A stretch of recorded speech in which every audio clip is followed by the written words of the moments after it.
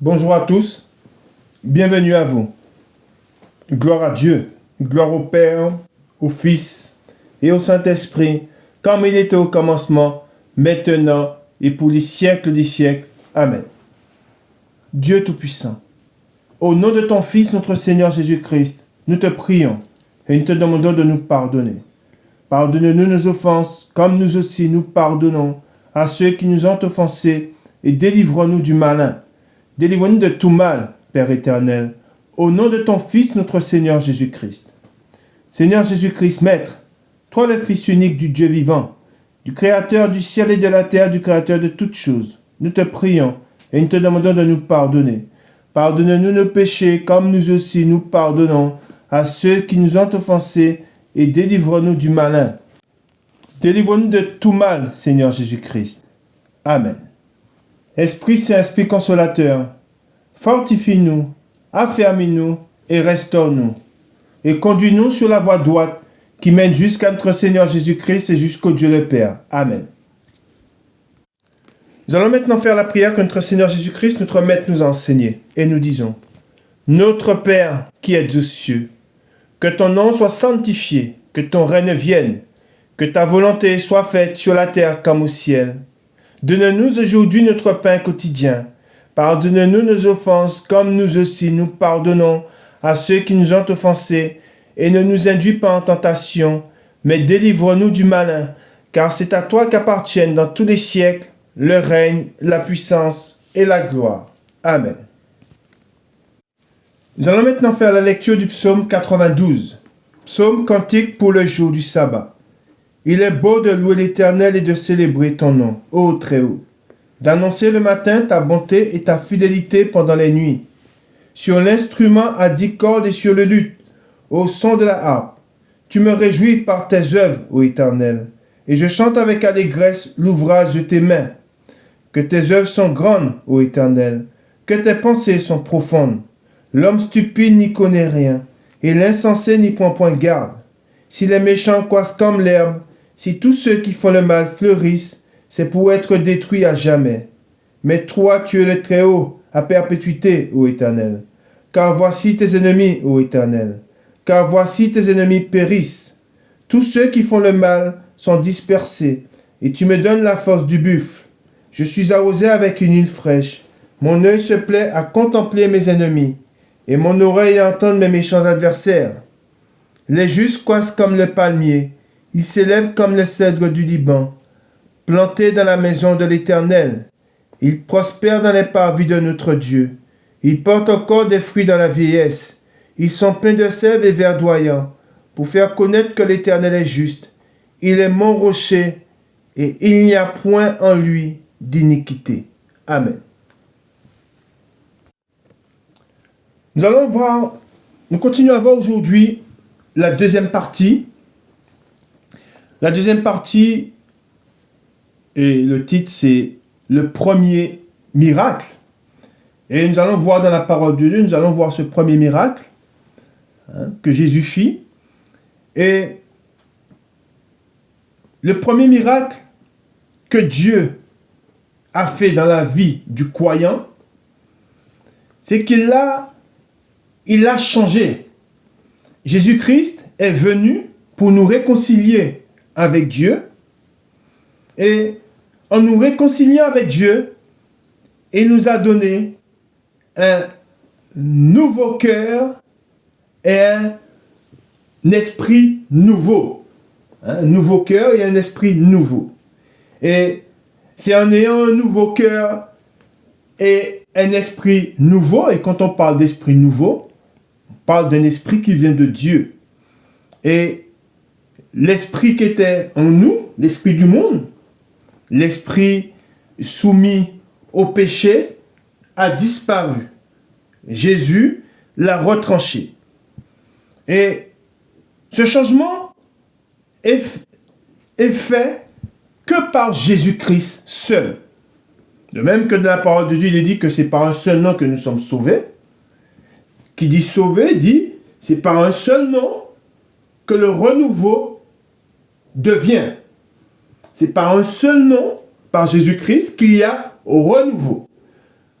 Toute homme a, à un moment dans sa vie,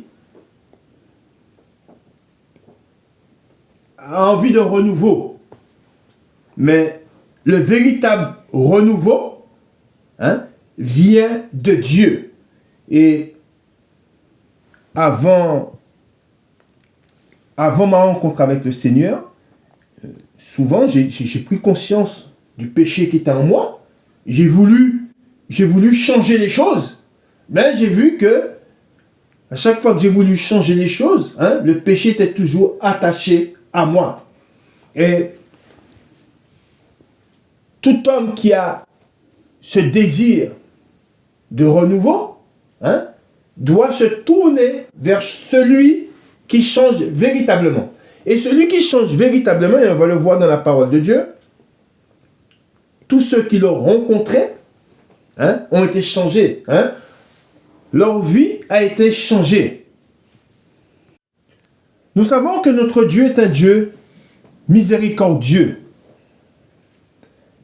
Et ce Dieu miséricorde nous dit, je ne mettrai pas dehors celui qui vient à moi.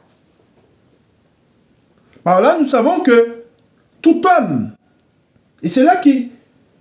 Et c'est ce que je prêche, c'est ce que nous prêchons, c'est ce que nous disons au monde. Dieu ne tient pas compte des temps d'ignorance. Tout homme qui vient à Dieu avec un cœur sincère connaîtra la délivrance. Et il sera renouvelé. Amen. Il connaîtra les temps de rafraîchissement.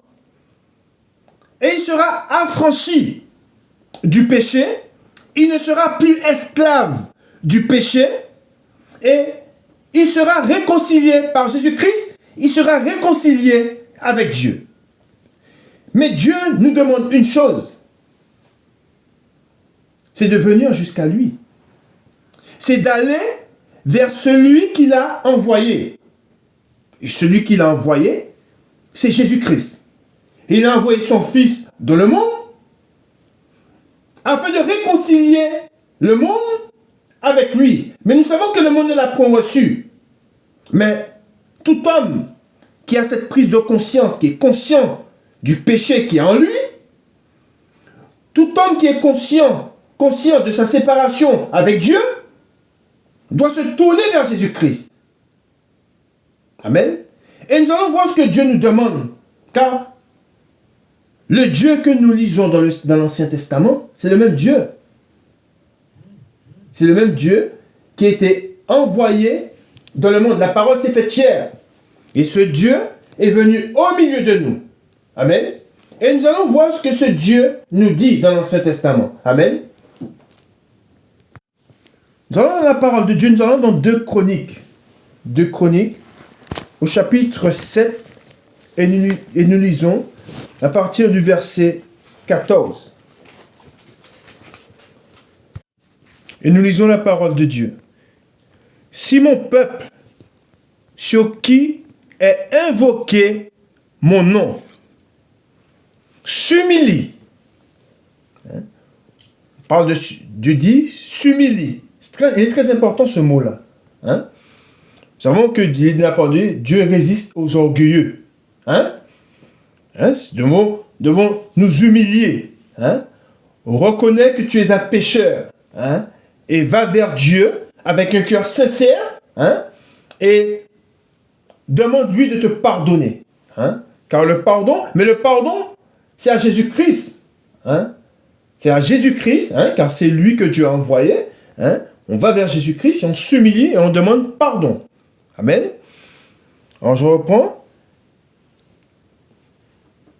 Si mon peuple, sur qui est invoqué mon nom, s'humilie, il est dit, prie et cherche ma face, et s'il se détourne de ses mauvaises voies, je l'exaucerai des cieux. Je lui pardonnerai, il est dit, Dieu dit, je lui pardonnerai son péché et je guérirai son pays.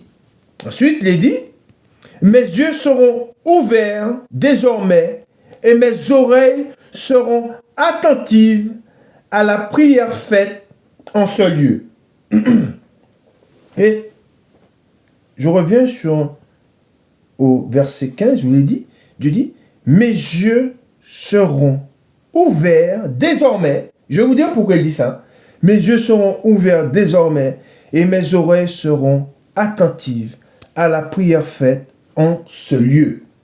En ce lieu, alors là, il est question, c'est quand Salomon avait fait le temple, hein, mais on sait qu'aujourd'hui, c'est pour ça que Jésus, quand il a dit, détruisez ce temple et je le rebâtirai, il parlait de son corps. Hein, quand on parle dans cette maison dans laquelle nous sommes, si nous crions vers Dieu, si nous le prions, il nous entend, il nous écoute.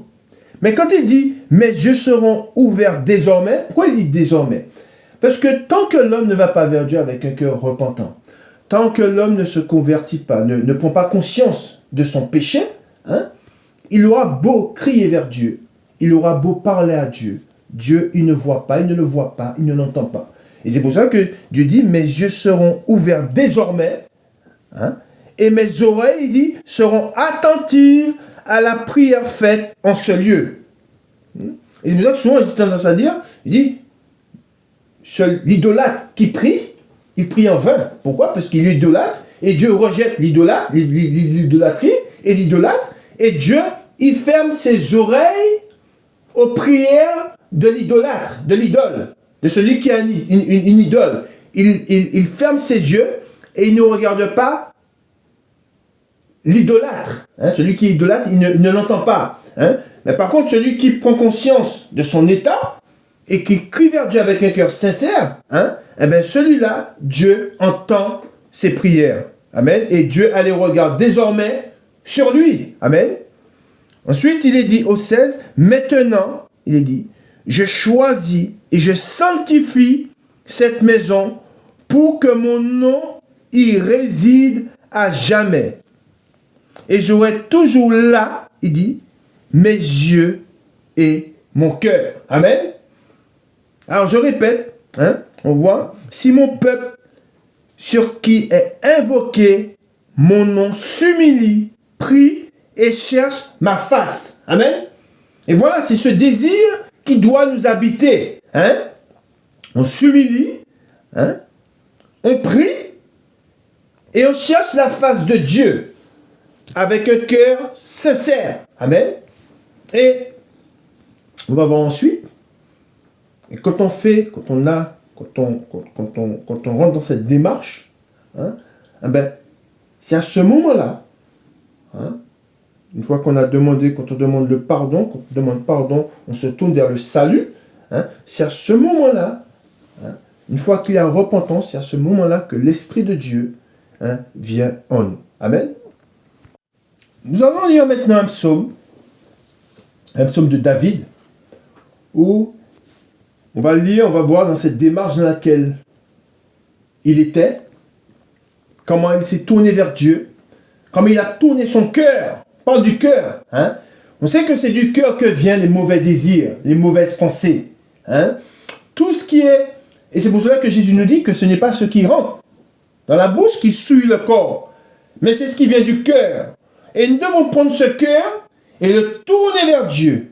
Amen. Afin que la lumière de Dieu hein, puisse resplendir dans ce cœur, afin que Dieu puisse changer. Hein. Et c'est pour ça que nous ne devons pas dérober nos transgressions aux yeux de Dieu. Il les voit de toutes façons. On ne peut pas les dérober. Par contre, il faut confesser. Mais quand on confesse, c'est-à-dire qu'on lui ouvre notre cœur. Et on ne lui cache rien. Hein. Il le voit, on ne peut rien dérober à la face de Dieu. Par contre, on tourne ce cœur, hein, on va vers lui avec un cœur sincère et on lui dit ce qu'il y a dans notre cœur, ce qui vient de notre cœur. Hein. Et nous savons que ce qui vient du cœur de l'homme, hein, c'est tout ce qui déplaît à Dieu. Amen. Et on va voir David qui a été vers Dieu avec un cœur sincère. Hein. Il était sincère dans sa démarche. On va lire ce psaume. Ce psaume, c'est le psaume 51. Le titre, c'est le psaume de repentance. Hein. Et c'est là où tout homme doit aller. Tout homme doit aller pour qu'il y ait du renouveau pour qu'il y ait un cœur nouveau, pour qu'il y ait un esprit nouveau, hein, il faut qu'il y ait repentance. Amen, c'est très important. S'il n'y a pas de repentance, hein, c'est un mot qui est très important, la repentance. S'il n'y a pas de repentance, il ne peut y avoir de cœur nouveau et d'esprit nouveau. C'est impossible. Et c'est pour cela que tous ceux qui sont toujours dans leur péché et qui prennent cette apparence, qui prennent l'apparence de piété, hein, ils n'ont jamais, ils n'ont pas connu de changement. Le changement ne s'est pas opéré en eux. Pourquoi? Parce qu'ils n'ont pas eu un cœur repentant. Hein? Et n'ayant pas un cœur repentant, il ne peut y avoir de renouveau. Amen. Et nous allons lire ce psaume, c'est le psaume 51, et nous lisons. Au chef des chantres, psaume de David. Lorsque Nathan le prophète vint à lui, après que David fut allé vers Beersheba. Ô Dieu, aie pitié de moi dans ta bonté. Selon ta grande miséricorde, efface mes transgressions. Lave-moi complètement de mon iniquité et purifie-moi de mon péché. Car, regardez bien ce qu'il dit. Il dit, car je reconnais mes transgressions et mon péché est constamment devant moi. J'ai péché contre toi seul et j'ai fait ce qui est mal à tes yeux, en sorte que tu seras juste dans ta sentence, sans reproche dans ton jugement. Voici, je suis né dans l'iniquité. Amen, je répète, il dit, je suis né dans l'iniquité. Et ma mère m'a conçu dans le péché. Quand il dit, je suis né dans l'iniquité, il parle de quoi? Seulement que la chair ne peut hériter, n'héritera pas du royaume des cieux. Et cette chair, c'est la chair de l'iniquité. Hein? Il dit, je suis né, il dit, voici, je suis né dans l'iniquité. Hein? Cette chair. Et il dit ensuite, et ma mère m'a conçu dans le péché. Pourquoi? La chair. Ce qui est de la chair est de la chair. Ce qui est de l'esprit est de l'esprit. Là, il parle de la chair, il dit, voilà, le péché, en gros, le péché est attaché à moi. Hein? Et ma mère m'a conçu dans le péché. Ensuite, il a dit, mais tu veux. Alors, il reconnaît le fait qu'il ne prend pas ça comme excuse. Même si nous sommes nés dans la chair, ce que Dieu demande, Dieu il veut que la vérité soit en nous. Mais il dit, mais tu veux que la vérité soit au fond. Regardez bien ce qu'il dit. Il parle de quoi? Il parle du cœur. Mais tu veux que la vérité soit au fond du cœur. Fais donc pénétrer la sagesse au-dedans de moi. Purifie-moi avec l'hysope et je serai pur. Lave-moi et je serai plus blanc que la neige. Annonce-moi l'allégresse et la joie, et les os que tu as brisés se réjouiront. Détourne ton regard de mes péchés. Amen. Il reconnaît son péché. Hein? Et il demande à Dieu, il dit, détourne ton regard de mes péchés. Efface toutes mes iniquités. Oh Dieu, crée en moi un cœur pur. Amen. On parle du cœur. Hein? Renouvelle en moi un esprit bien disposé. On parle de quoi? On parle de l'esprit. Hein? Du cœur et de l'esprit. Ne me rejette pas loin de ta face. Ne me retire pas ton Esprit Saint. Rends-moi la joie de ton salut. Amen. Oui. Rends-moi la joie de ton salut. Amen. Et qu'un esprit de bonne volonté me soutienne. J'enseignerai tes voies à ceux qui les transgressent, et les pécheurs reviendront à toi. Ô Dieu, Dieu de mon salut, délivre-moi du sang versé. Et pourquoi il dit ça? Et on voit dans cette faute, dans ce péché qu'a commis David, il fit tuer le mari de Bathsheba. Hein? Et c'est pour cela qu'il s'est tourné vers Dieu et il dit à Dieu, ô Dieu, Dieu de mon salut, délivre-moi du sang versé. Amen. Il confesse son péché. Hein? Ensuite, il dit, et ma langue célébrera ta miséricorde. Amen. Et c'est pour ça que Dieu, c'est un Dieu, il est miséricordieux et compatissant. Et c'est pour ça que Dieu, tout homme, je le dis souvent, tout homme qui vient à Dieu avec un cœur repentant, hein, et qui demande à Dieu, qui confesse son péché, et qui reconnaît sa faute, hein, il sera pardonné. Hein. Dieu est Dieu, la miséricorde de Dieu est insondable. Hein. Son amour, hein, son amour pour nous, hein, et on va le voir, on va voir ce que Dieu dit dans sa parole. Hein, vous allez voir, en fait, quand je vous dis ça, c'est pour, vous allez voir les passages que nous allons lire, où Dieu rappelle, hein, sa miséricorde, où Dieu, il parle de son amour, hein, et quand Dieu dit ce que Dieu veut, ce n'est pas que le méchant périsse, mais c'est qu'il se convertisse. Il parle de conversion, qu'il se convertisse et qu'il vive. Amen. Au 17, Seigneur, ouvre mes lèvres et ma bouche publiera ta louange. Si tu avais voulu des sacrifices, je t'en aurais offert. Mais tu ne prends point plaisir aux holocaustes. Les sacrifices qui sont agréables à Dieu, c'est un esprit brisé. Hein? Quand on parle d'esprit brisé, on parle de l'homme qui s'humilie. Hein? Un esprit brisé. Oh Dieu, tu ne dédaignes pas un cœur brisé et contrit. Répands par ta grâce tes bienfaits sur Sion. Bâtis les murs de Jérusalem.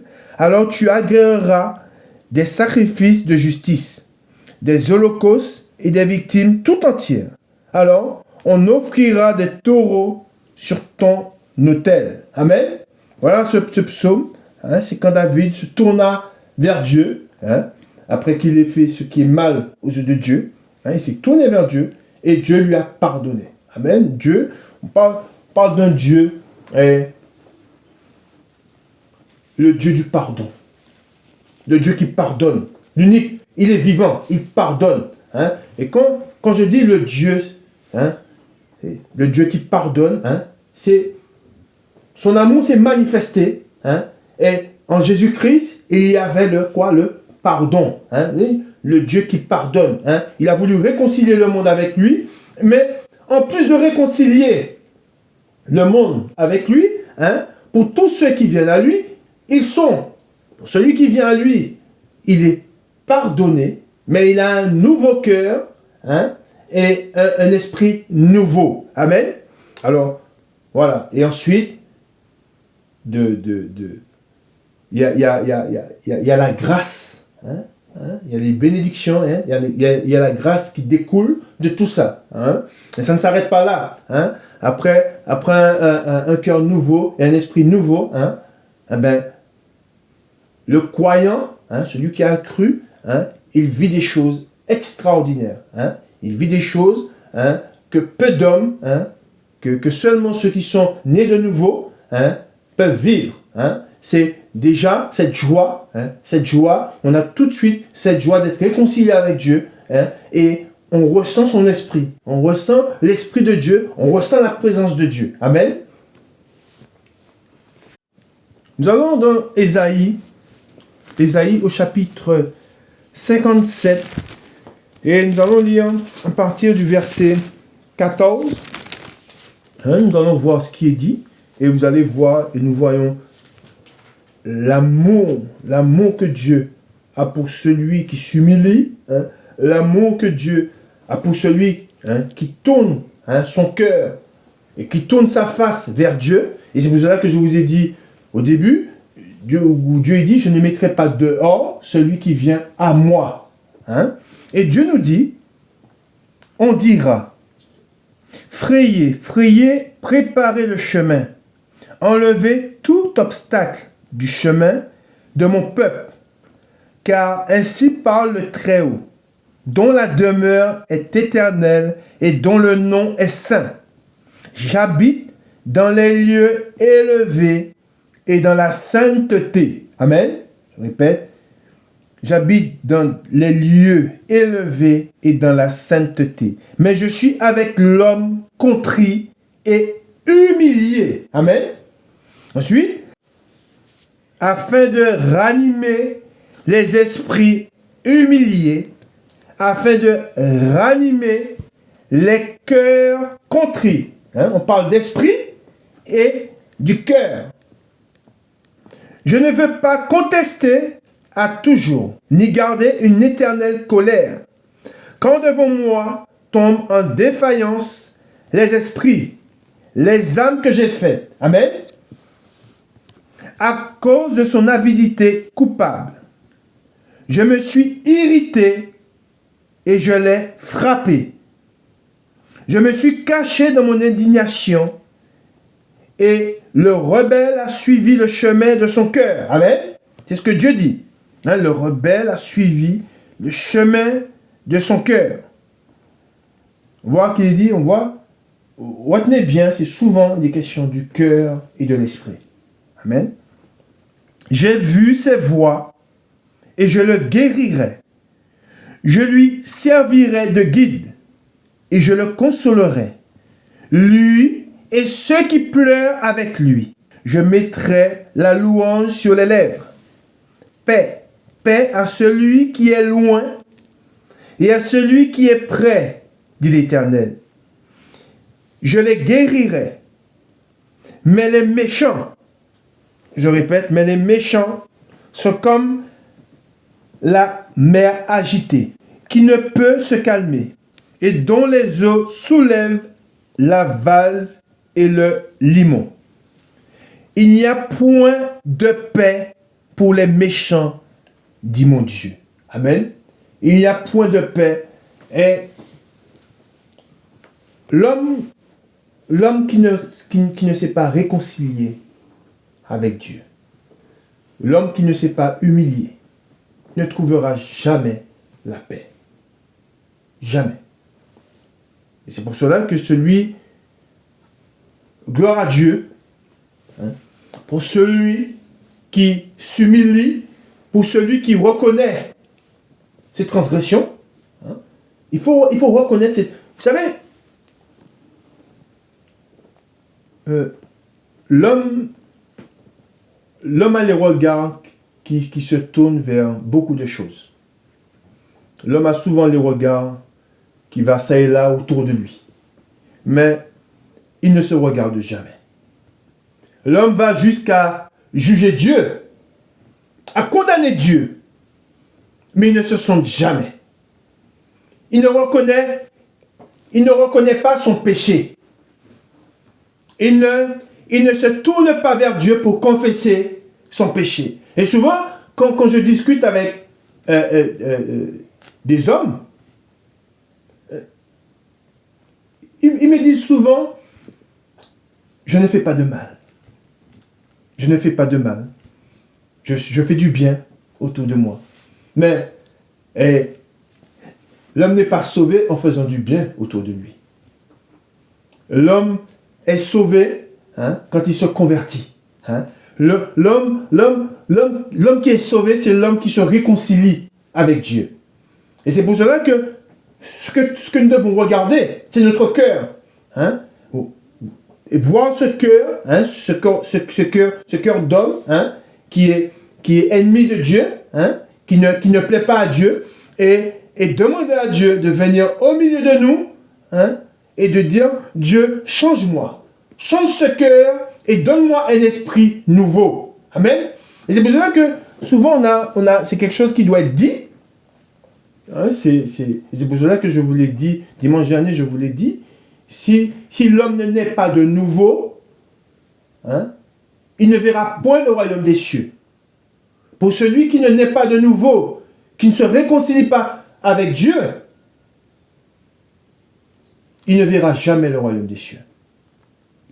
Et Jésus, quand il est venu, alors oui, on retient, on se rappelle de ses miracles. Mais Jésus, la première chose que Jésus fit, quand il est venu, il a prêché la repentance. Repentez-vous. Et c'est le cœur c'est celui qui se tourne vers Dieu et qui demande à Dieu pardon. Il ouvre déjà la porte. Il reconnaît son état, hein? Il voit sa séparation avec Dieu et il se tourne vers Dieu et il demande à Dieu avec un cœur sincère pardonne-moi, car j'ai péché. Et j'ai fait ce qui est mal à tes yeux. Je suis un pécheur. Ah, il ouvre la porte. Oui, je me tiens à la porte. Il est là. Amen. Et nous allons lire un passage dans Ézéchiel, au chapitre 18 et au verset 30. Et nous allons voir dans ce passage que Dieu dit. Et c'est pour cela que je vous ai dit comme quoi que souvent l'homme a les yeux qui se promènent autour de lui, mais il ne voit pas. Il ne voit pas ses transgressions, il ne voit pas son cœur tourné vers le péché, hein, ce cœur tortueux, hein, et cet esprit qui n'est pas l'esprit de Dieu, hein, mais qui est l'esprit du monde. Hein. Et Dieu il dit dans sa parole,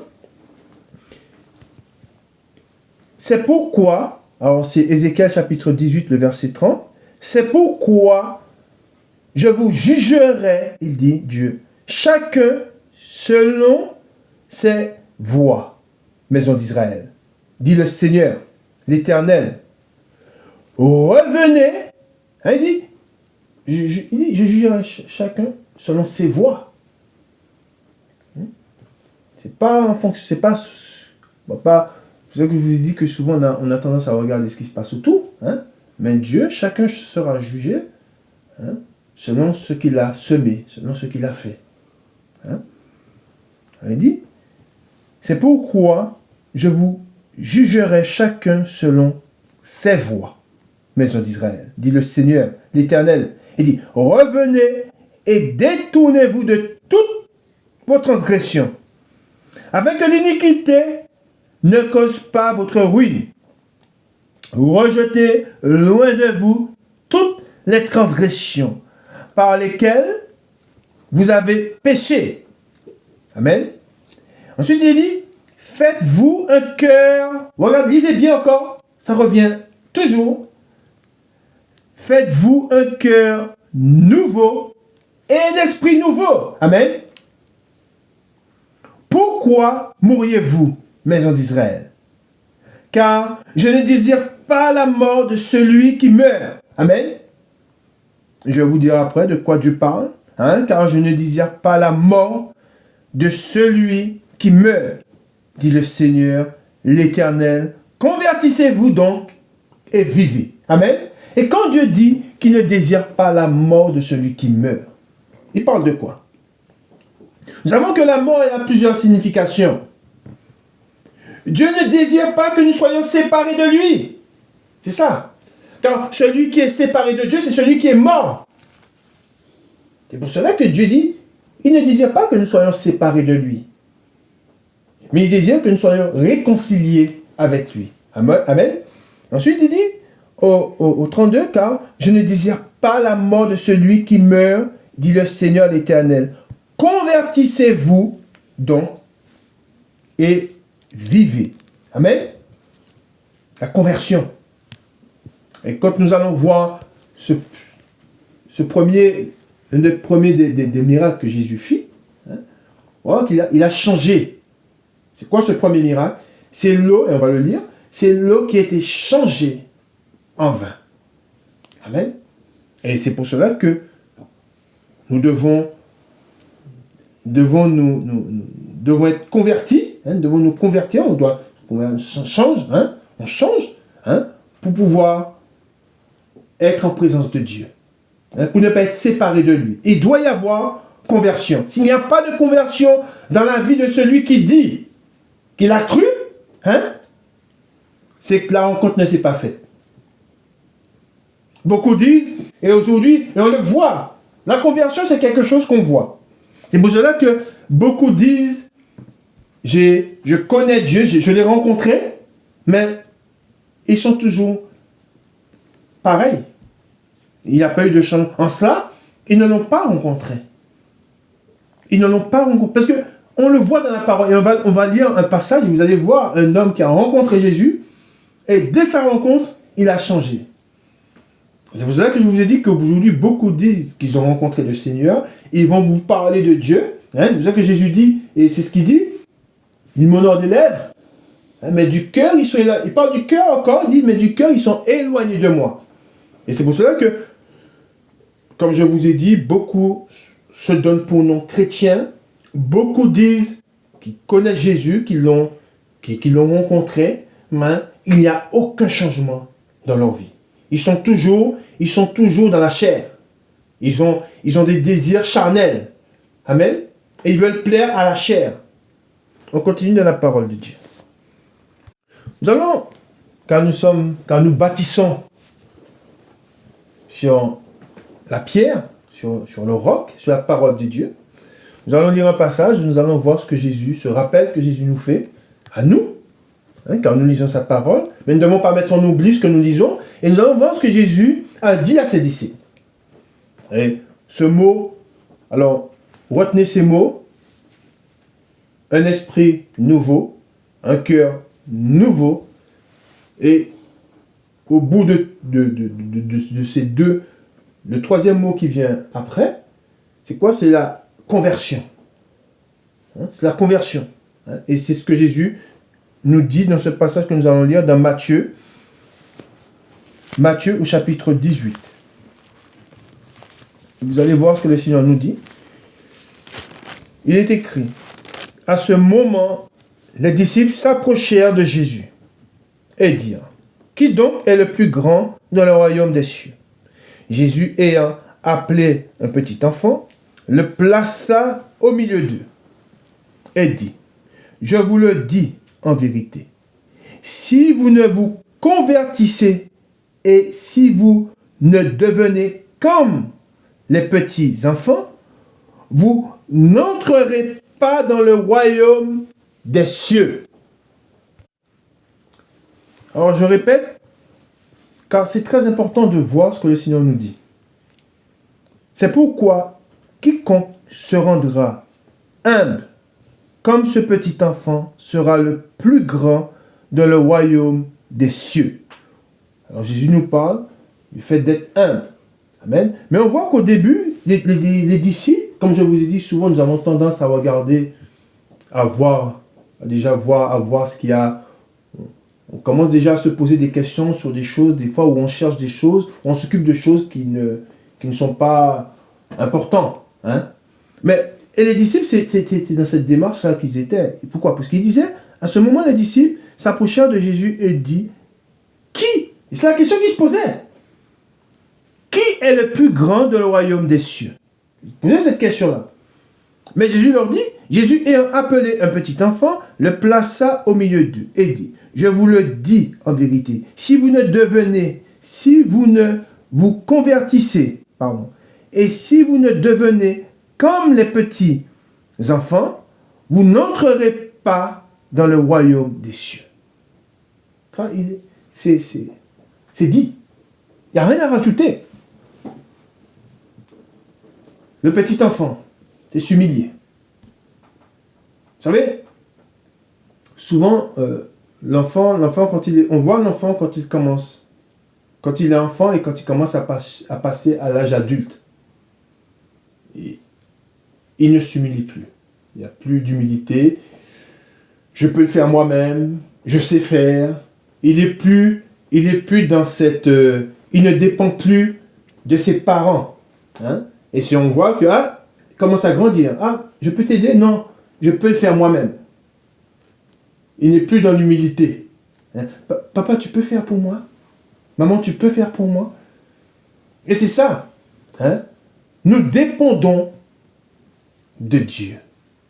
Souvent, quand on entend les païens parler, les orgueilleux, ils disent que l'homme qui cherche Dieu, celui qui veut croire en un Dieu, c'est celui qui veut dépendre, qui est faible. Il veut dépendre de quelque chose. Il cherche à être consolé. Mais regarde-moi, moi je n'ai pas besoin de... Je me suis fait tout seul. Je n'ai pas besoin de Dieu. C'est ça, c'est l'homme orgueilleux.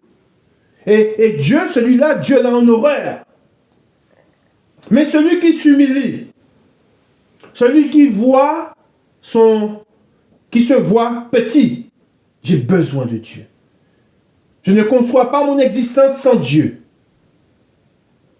C'est celui qui est humble. Il reconnaît qu'il ne peut rien sans Dieu. Et Le païen, celui qui est orgueilleux, il voit ça comme une faiblesse. Tu es faible. Ce n'est pas être faible. C'est être conscient, on est conscient que nous avons besoin de Dieu. De même que nous avons besoin de son souffle pour respirer, pour vivre.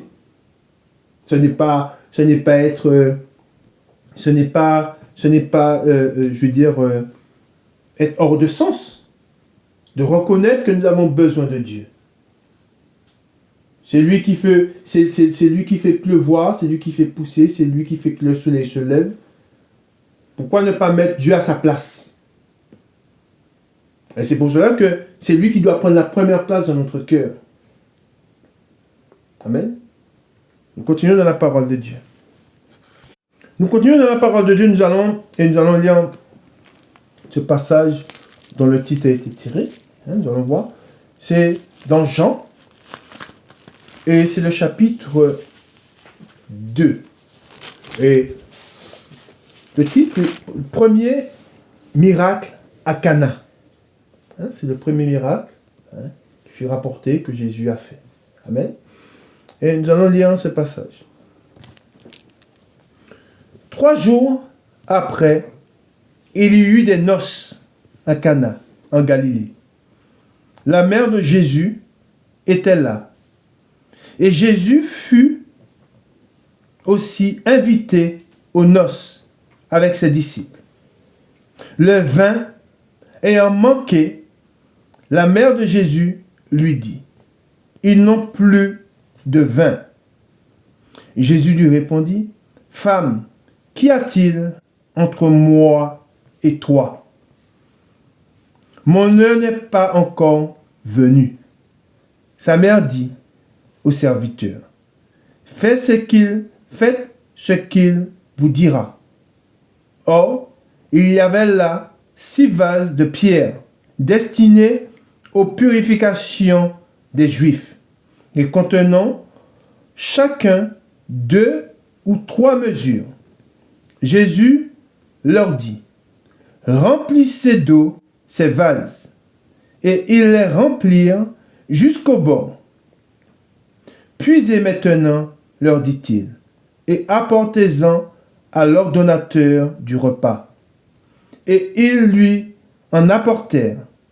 Quand l'ordonnateur du repas eut goûté l'eau changée en vin, ne sachant d'où venait ce vin, tandis que les serviteurs qui avaient puisé l'eau le savaient bien, il appela l'époux et lui dit, « Tout homme sert d'abord le bon vin, puis le moins bon, après qu'on s'est enivré.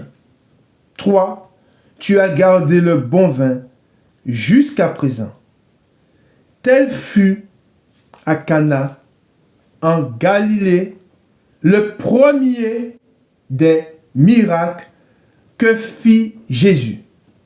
Amen. Il manifesta sa gloire et ses disciples crurent en lui.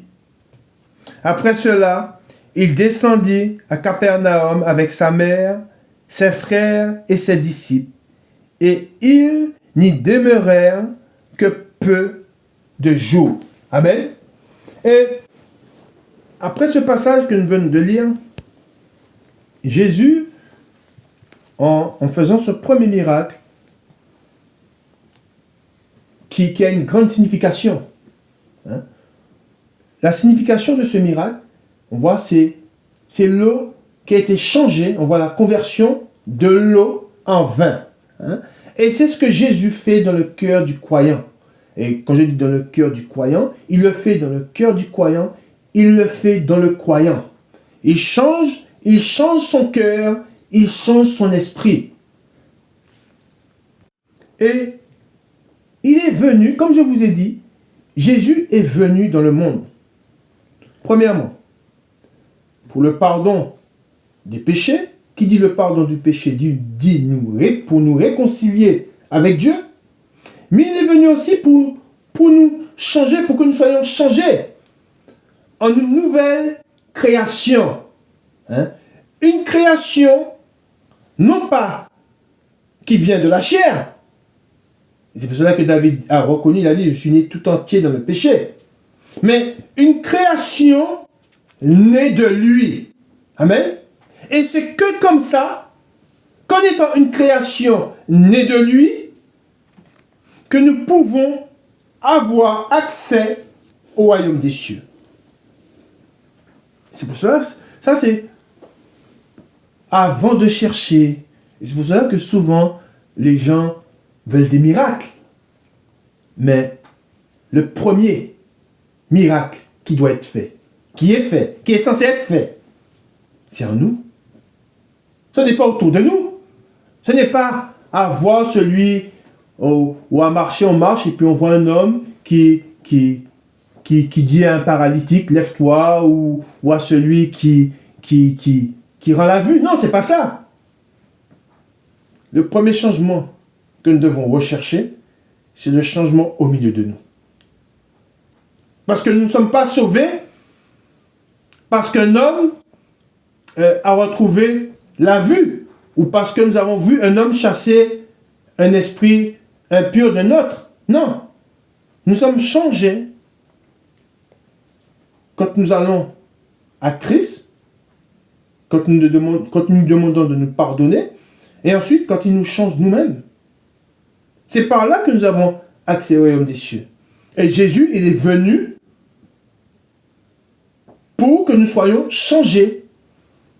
Il n'est pas venu, c'est bien qu'il y a eu des miracles, et ce miracle-là, c'est l'un des premiers, il y en a eu plein, mais ça c'est le premier miracle, l'un des premiers des miracles que Jésus fit, mais il n'est pas venu pour, c'est pas ce qui a amené sa venue première, hein? Sa venue première, il est venu premièrement pour nous réconcilier avec Dieu, pas pour faire des miracles, hein? Et c'est pour cela que la première chose qu'il a faite, hein, c'est qu'il a prêché la repentance. Hein?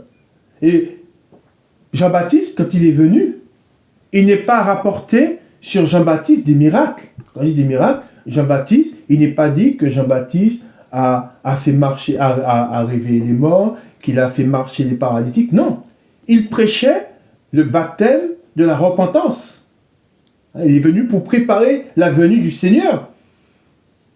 Et c'est pour cela qu'aujourd'hui, on voit que les gens, et c'est ce qu'on voit aujourd'hui, beaucoup sont piégés par le diable. Pourquoi? Parce qu'ils vont là où il y a des miracles. Ils cherchent des miracles. Hein? Et c'est pour cela que Jésus nous dit, une génération méchante et adultère demande des miracles. Ils veulent des miracles. Mais ce qu'ils doivent demander en premier, hein, ce qui doit être dans le cœur du croyant, hein, c'est le changement en lui. C'est le premier miracle. C'est la première chose que nous devons rechercher. C'est change-moi. Je reconnais ce que je suis et je me tourne vers toi pour être changé. Amen. On continue la parole de Dieu. Nous allons lire maintenant, après avoir vu le premier miracle, un des premiers miracles, nous allons voir maintenant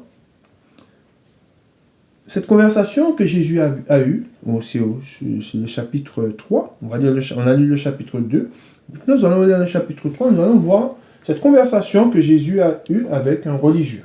D'accord?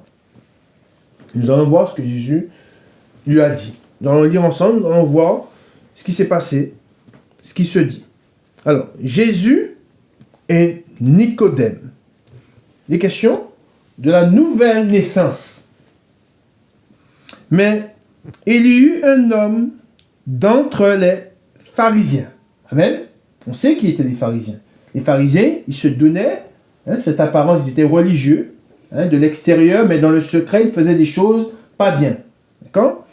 Alors, je reprends. Mais il y eut un homme d'entre les pharisiens nommé Nicodème, un chef des Juifs, qui vint, lui, auprès de Jésus, de nuit, et lui dit, « Rabbi, nous savons que tu es un docteur venu de Dieu, car personne ne peut faire ces miracles que tu fais, si Dieu n'est avec lui. » Jésus lui répondit, « en vérité, je te le dis, si un homme ne naît de nouveau, il ne peut voir le royaume de Dieu. Amen. Ça, c'est le couperet tombe. Ça, il n'y a pas de... C'est dit. Je pense que c'est quelque chose qui doit être rappelé, qui doit être dit, comme Jésus l'a dit. Hein?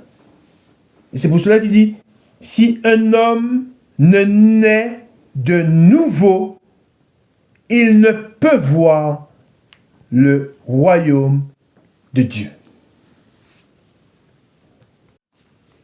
Nicodème lui dit, comment un homme peut-il naître quand il est vieux? Peut-il rentrer dans le sein de sa mère et naître?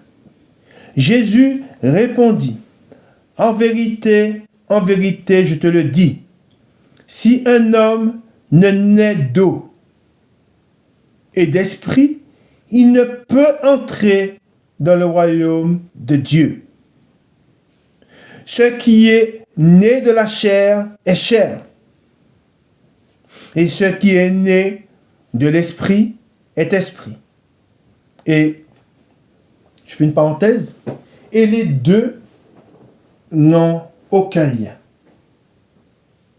C'est pour cela que Jésus, quand sa mère se tourna vers lui et lui fit cette remarque qu'il manquait du vin, Jésus a dit ces paroles, « Femme, qu'y a-t-il entre moi et toi ?»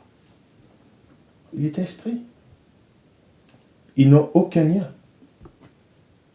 C'est pour cela que ce qui est de l'esprit est de l'esprit, et ce qui est de la chair est de la chair. C'est séparé. Ils n'ont aucun lien. Ensuite, il est dit, ne t'étonne pas que je t'ai dit, il faut que vous naissiez de nouveau. Le vent souffle où il veut, et tu entends le bruit, mais tu ne sais d'où il vient, ni où il va. Il en est ainsi de tout homme qui est né de l'esprit. Nicodème lui dit, comment cela peut-il se faire? Jésus lui répondit, tu es le docteur d'Israël et tu ne sais pas ces choses? En vérité, je te le dis. Nous disons ce que nous savons et nous rendons témoignage de ce que nous avons vu. Et vous ne recevez pas notre témoignage. Si vous ne croyez pas quand je vous ai parlé des choses terrestres, comment croirez-vous quand je vous parlerai des choses célestes? Personne n'est monté au ciel, si ce n'est celui qui est descendu du ciel, le Fils de l'homme, qui est dans le ciel. Amen. Et ensuite au 14, il est écrit, et comme Moïse éleva le serpent dans le désert, il faut de même que le Fils de l'homme soit élevé, afin que quiconque croit en lui ait la vie éternelle. Car Dieu a tant aimé le monde qu'il a donné son Fils unique, afin que quiconque croit en lui ne périsse point, mais qu'il ait la vie éternelle. Dieu, en effet, n'a pas envoyé son Fils dans le monde pour qu'il juge le monde, mais pour que le monde soit sauvé par lui. Celui qui croit en lui n'est point jugé, mais celui qui ne croit pas est déjà jugé, parce qu'il n'a pas cru au nom du Fils unique de Dieu. Et ce jugement, c'est que la lumière étant venue dans le monde, les hommes ont préféré les ténèbres à la lumière, parce que leurs œuvres étaient mauvaises. Car quiconque fait le mal est la lumière et ne vient point à la lumière, de peur que ses œuvres ne soient dévoilées. Mais celui qui agit selon la vérité vient à la lumière. Et cette vérité, c'est quoi? Et c'est écrit dans la parole. Cette vérité, c'est que tout homme est séparé. Je dis bien tout homme qui n'est pas né de nouveau est séparé de Dieu. Cette vérité, c'est que Dieu a tout enfermé dans le péché. Et comme il est dit, il faut que le Fils de Dieu soit élevé afin que l'œuvre de Dieu s'accomplisse dans le cœur et dans l'esprit de l'homme. C'est ça. Et c'est pour cela que beaucoup aujourd'hui ils se sont privés. Ils se privent de l'amour de Dieu. Ils se privent du salut. Pourquoi? Parce que, et Dieu le dit, il parle de celui qui s'humilie. Beaucoup ne se sont pas humiliés. Beaucoup n'ont pas agi comme des enfants. Ils ont été orgueilleux, ils ont été fiers. Et par là, ils se sont privés du salut de Dieu.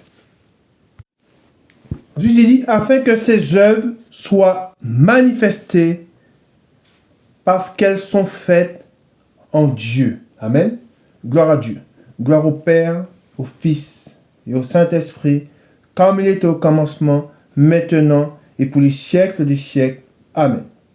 Nous allons continuer dimanche prochain, parce qu'il est très important de comprendre ce qui doit s'opérer chez le croyant, chez celui qui a cru, la conversion.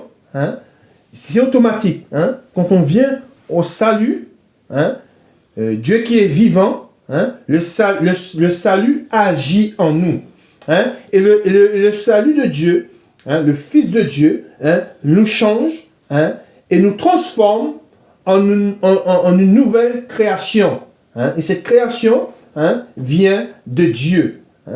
Et c'est pour cela qu'il est très important qu'aujourd'hui, beaucoup comprennent, et c'est quelque chose, que celui qui n'est pas, même si un homme a beau louer Dieu de sa bouche,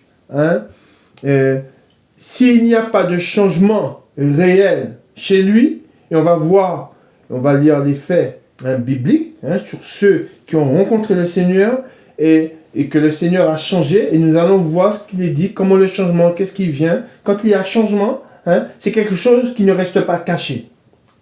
C'est pour cela que la parole de Dieu nous dit que celui qui a la lumière ne le met pas de manière à ce qu'elle soit, ne cherche pas à la cacher, mais il cherche il faut qu'elle soit, il fait de façon à ce qu'elle soit vue. Et c'est pour cela que celui chez qui le Seigneur vient, celui qui est visité par Dieu, c'est pas quelque chose qui reste caché. Et nous allons voir tout ça, et nous allons voir les faits bibliques, nous allons voir ceux qui ont été transformés, nous allons voir ce qu'ils étaient avant, ce qu'il est dit pour certains, de ce qu'ils étaient avant et de ce qu'ils sont devenus. Amen. Il est très important de voir tout cela. Bon dimanche à vous, que le Seigneur vous bénisse et que le Seigneur vous garde. Et restez dans la parole de Dieu et relevez votre tête et veillez et priez. Amen. C'est très important. Car nous sommes dans des temps, nous sommes dans les ténèbres, mais nous savons que le jour du Seigneur arrive. Mais il faut que nous soyons prêts. Ça ne sert à rien et beaucoup demandent à ce que le jour du Seigneur vienne, mais beaucoup ne sont pas prêts. C'est pour cela que nous devons être prêts et ne pas dire Seigneur, viens, viens, viens, parce que nous savons que le Seigneur, s'il ne vient pas, c'est que tous ne sont pas prêts. Amen. Et nous devons être prêts. Que le Seigneur vous bénisse et qu'il vous garde. Amen.